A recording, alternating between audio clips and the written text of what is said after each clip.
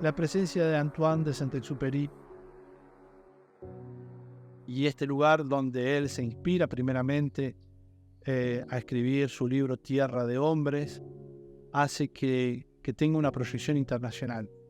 Todos los turistas, sobre todo los turistas extranjeros, que quieren aprender más sobre la vida de Antoine de Saint-Exupéry, pasan por este lugar y averiguan cómo fue esta historia que él conecta con estas chicas aquí en Concordia y escribe, porque él lo deja plasmado en el capítulo 5 del libro Tierra de Hombres, en donde él habla sobre el oasis, ¿no? Describe este lugar como oasis en el capítulo 5 del libro Tierra de Hombres y dice, ¿no? Tanto os hablé del desierto que quisiera describir un oasis.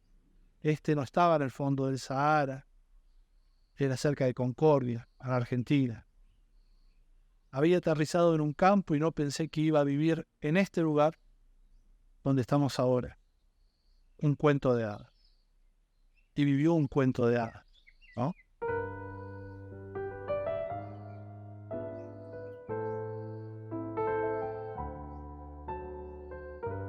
Je raconterai une courte escale quelque part dans le monde. C'était près de Concordia, en Argentine. Mais bon, ça pu être partout ailleurs. Le mystère est ainsi répandu. J'avais atterri dans un champ, et je ne savais point que j'allais vivre un conte de fées.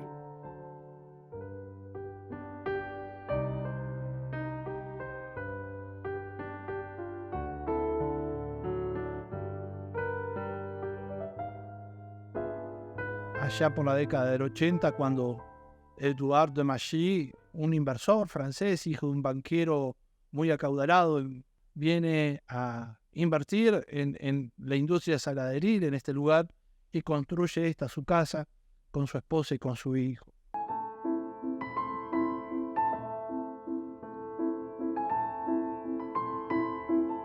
Adrien Eduardo de Magie era el hijo de un banquero. Nosotros hoy sabemos por investigaciones históricas personales que ese señor era un periodista que nunca fue banquero, debía más de lo que podía cobrar de su herencia familiar cuando murió su papá, ese banquero francés, que vivió en diferentes lugares de Francia, que tuvo un único hijo, que cuando él vivió acá, este niño habrá recorrido este gran parque porque tenía 7 años, y que murió en la casa de su hermana, que era la casa de fin de semana de sus papás, en una ciudad que está a orillas del mar y que se llama Villers-sur-Mer, en la zona de Normandía.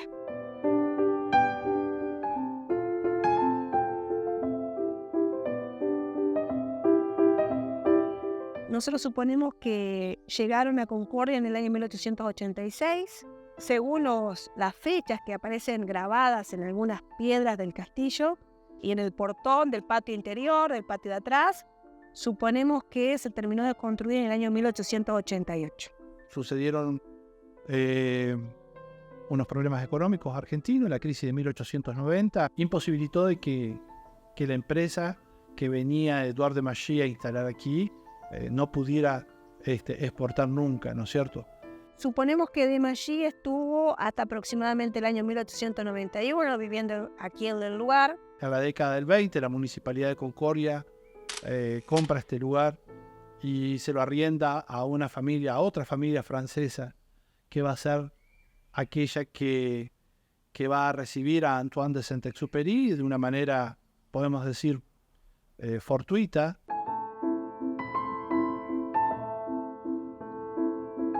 Mais à un tournant de la route se développa, au clair de lune, un bouquet d'arbres. Et derrière ces arbres, cette maison, et une bien étrange maison, trapue, massive, presque une citadelle.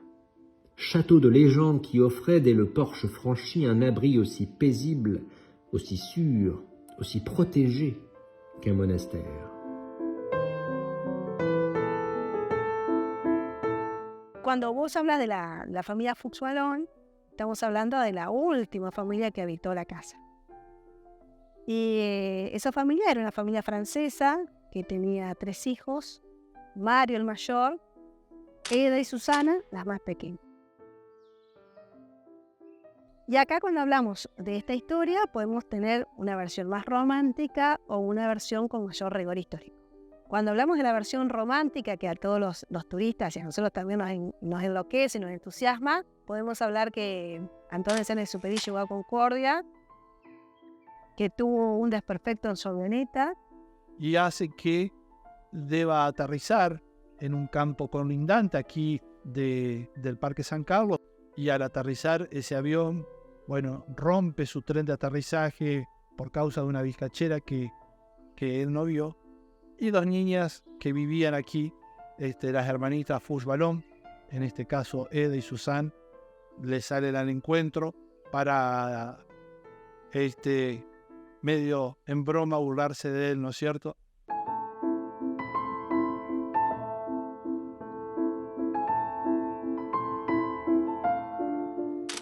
Alors apparurent deux jeunes filles. Elles me dévisagèrent, gravement, comme deux juges postés au seuil d'un royaume interdit. La plus jeune fit une moue et tapota le sol d'une baguette de bois vert. Et puis, les présentations faites, elles me tendirent la main, sans dire un mot, avec un air de curieux défi, et disparurent. Y a partir de este hecho, esta versión más romántica y que a nosotros nos entusiasma y que entusiasma y que atrae a los turistas, conocen a Antoine de Saint-Exupéry y existe esta relación entre esta familia y el escritor. El escritor estuvo alojado aquí en Palacio San Carlos y cuando regresa a Francia escribe un artículo que se llama Las princesas de Argentina.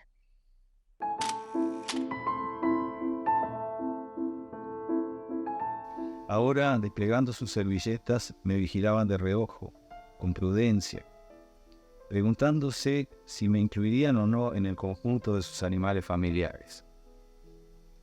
Pues ellas poseían también una iguana, una mangosta, un zorro, un mono y unas abejas. Todo aquello viviendo confusamente, entendiéndose todos a maravilla, componiendo un nuevo paraíso terrenal. Estas niñas aquí domesticaban animales que hasta el día de hoy tenemos en el parque, ¿no? Como zorros, serpientes, víboras. En mi niñez, mis hermanas atribuían así notas a los invitados que por primera vez honraban nuestra mesa. Y cuando la conversación decaía, se oía de pronto en el silencio resonar un 11, de cuyo encanto nadie, salvo mis hermanas y yo, disfrutaba. El 11 se ve que era una mala nota. La gente no sabe por qué 11, por qué repetían las chicas 11, porque el sistema francés de calificación es del 1 al 20. Entonces, las chicas le estaban poniendo un 5, 50, un 6, ¿no? Ahora yo sueño. Todo aquello está muy lejano. ¿Qué habrá sido de aquellas dos hadas? Seguramente, tan finas, tan rectas, habrán tentado a dos maridos. Pero entonces, ¿habrán cambiado? Es tan grave ese paso de ser una jovencita a ser una mujer. ¿Qué harán ellas en una casa nueva? ¿Qué se habrán hecho sus relaciones con la hierba loca y con las cobras? À mon tour, à la dérobée, je regardais ces jeunes filles. Leur finesse, leur rire silencieux derrière le paisible visage, et j'admirais cette royauté qu'elles exerçaient.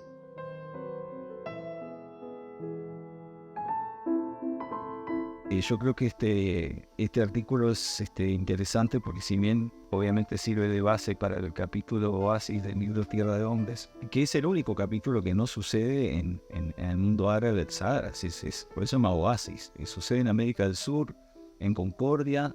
Muchos escritores, mucha gente que se ha dedicado a analizar la biografía de Antoine de Saint-Exupéry, asegura que ese capítulo Oasis es el esbozo de lo que tiempo después fue el Principito. Por eso nosotros decimos que en Concordia nació el Principito. Y es lo que atrae a todo turista cuando llega a recorrer las ruinas. Una pregunta que me surgió fue, vos nos contaste esta anécdota romántica sobre cómo se encontraron las princesitas con Antoine, cómo es la verdadera historia. Bueno, cuando hablamos aquí de la relación que existió entre la familia Fuchs-Wallon, las princesitas argentinas y Antoine de Saint-Exupéry, podemos validar esta historia a partir de documentos históricos con más rigor. Yo quiero aclarar para empezar que yo de ninguna manera soy un especialista en Saint-Exupéry. He leído más o menos lo que lee todo el mundo, pero la idea de que se incurre aquí en la ciudad y que, digamos, como que ese capítulo, esa presencia de él en San Carlos, en Castillo y en Concordia, fue la génesis de escribir El Principito, me parece a mí que es una simplificación. Es una simplificación que no tiene mucha defensa desde el punto de vista literario. Hace unos 3 años atrás tuvo acceso a 4 artículos. El primer artículo habla del 27 de octubre del año 1930 y allí dice que el director de la Aeroposta, Antoine de Saint-Exupéry, llega a Concordia. No desciende cerca de San Carlos, sino que desciende en la zona de los Campos de Soler, no por un hecho casual ni fortuito, sino porque él era director de la Aeroposta y buscaba un lugar de posta distinto, de parada, alternativo a Montecaseros. Que ya la familia Fuchs-Wallon, ya él tenía idea de que existía una familia francesa que vivía en Concordia, porque Paul Wachet, que era otro piloto, era amigo de la señora Fuchs. Y así él conoció Concordia. Digamos, hay un tipo de lectura, no yo diría de lector, sino de lectura ingenua y digamos, crédula, de la que todos somos parte. Uno empieza a leer un libro y hace de cuenta que lo que está leyendo es verdad, aunque sepa que es una ficción. Ahora el tema está en creer que o pensar que una experiencia sola puede dar origen a un libro de la profundidad que tiene. Puede ser que un elemento de la vida real de un escritor aparezca en su ficción. Muchos elementos seguramente aparecen en la ficción, pero la ficción es una creación, ¿verdad? Y se gesta en zonas a veces muy profundas de la mente, de la psique del escritor. Evidentemente que sí, ese lugar y el castillo y las chicas y los animales sí le impresionaron, como da fe lo que acabamos de leer. No creo que haya sido lo único ni quizá lo más inmediato que dio origen a la fábula del Principito. Indudablemente esta historia existió, más allá de que podemos leer un documento histórico o podemos construir un relato que se sostiene de generación en generación. Y que es un rumor, y que también el rumor o el mito es una fuente histórica. Y entonces, digamos, con respecto a ese mito, yo no lo puedo ni afirmar ni desmentir, porque ¿quién puede estar dentro del alma de Saint-Exupéry para saber? Hay muchísimos y abrumadores elementos que indican de que él se inspiró en este lugar para poder hacer esta obra maravillosa. Por ejemplo, que esta historia empieza igual que El Principito. Si ustedes lo han leído, se van a dar cuenta que comienza con un accidente aéreo, ¿no? ¿Cómo comienza esta historia? Con un accidente aéreo, un percance aéreo. Y así sucesivamente las imágenes se repiten hasta convertirse, digamos, en esta obra de inspiración. Yo no tengo vocación de iconoclasta, ni me parece que esté bien querer desmitificar, porque el mito forma parte de la vida humana. Pienso que nosotros nos contamos mitos para que nuestra vida tenga sentido, para encontrar un sentido, porque si no pareciera que todo es pura casualidad y ningún ser humano se soporta eso. Uno tiene que buscarle un relato a todo. Y esto, bueno, por lo tanto, un mito como este para nuestra ciudad tiene su valor, su importancia. Y todas las críticas que podamos hacer o defender algún otro punto de vista, no creo que lo vaya a minar a ese mito. Al contrario, van a decir, pero ¿qué sabe? Y van a seguir contando la historia como les gusta. Y perfecto, no, ningún problema. Bienvenido sea, en definitivo.